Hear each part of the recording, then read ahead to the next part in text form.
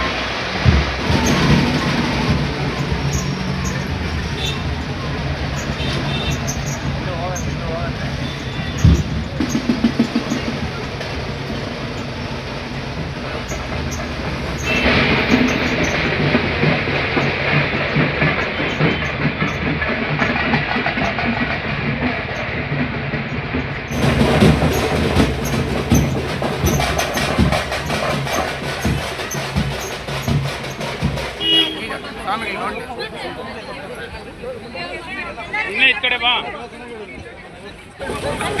महिला ओ बरी महिला प्रकाश नोटिगा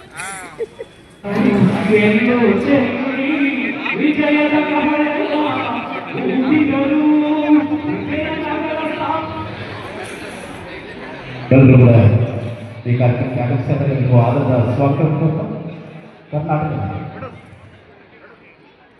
ಕರ್ನಾಟಕದ ಇತಿಹಾಸ ಈ ವಿದ್ಯಾರ್ಥಿಗಳ ತಮ್ಮೆಲ್ಲರ ಚಪ್ಪಾಳೆಯೊಂದಿಗೆ ನಾವು ಶುಭವನ್ನ ಅಭಿನಂದನೆಗಳನ್ನು ಅವರಿಗೆ ಹಾರೈಸೋಣ. ಹಾಗೆ ಸನ್ಮಾನವನ್ನು ಪ್ರತಿಭಾ ಪುರಸ್ಕಾರವನ್ನು ನೀಡುವ ಮೂಲಕ ಮಾಡಿದಂತಹ ಮಾನ್ಯ ಸಚಿವರು, ಶಾಸಕರು, ಇವತ್ತು ಯುನೈಟೆಡ್ ನೇಷನ್ಸ್ ವಿಶ್ವಸಂಸ್ಥೆಯವರು ಬಂದು ಕೂಡ ಇದನ್ನ ಶ್ಲಾಘನೆ ಮಾಡಿ ಹೋಗಿದ್ದಾರೆ. ಇದೊಂದು ರೀತಿ ಚಮತ್ಕಾರ ಆಗಿದೆ ಈ ಭಾಗದಲ್ಲಿ ಅಂತರ್ಜಲ ವೃದ್ಧಿ ಮಾಡಲಿಕ್ಕೆ.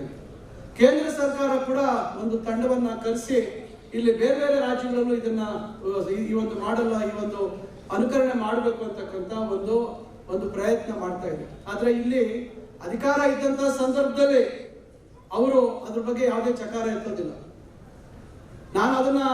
ನಾನು ಯಾಕೆ ಇದನ್ನ ಹೇಳಕ್ ಹೋಗ್ತಾ ಇದ್ದೀನಿ ಅಂದ್ರೆ, ಸುಮ್ಮನೆ ನಾನು ಇಲ್ಲಿ ವೇದಿಕೆಯಲ್ಲಿ ನಿಂತು 3ನೇ ಹಂತದ ಶುದ್ಧೀಕರಣ ಆಗ್ಬೇಕು ಅಂತ ಸುಮ್ಮನೆ ವೈಜ್ಞಾನಿಕವಾಗಿ ತಿಳ್ಕೊಳ್ದಿರೋ ಮಾತಾಡುವಂಥದ್ದು ಸರಿ ಇಲ್ಲ. ಎಲ್ಲ ಹೇಳಿಕೆ ನೋಡಿದೆ, ಎಲ್ಲಿ ಪ್ರಪಂಚದಲ್ಲಿ ಎಲ್ಲಾದ್ರೂ ಈ ರೀತಿ ಕೊಡುವಂಥದ್ದು ನೋಡಿದ್ದೀರಾ ಅಂತ.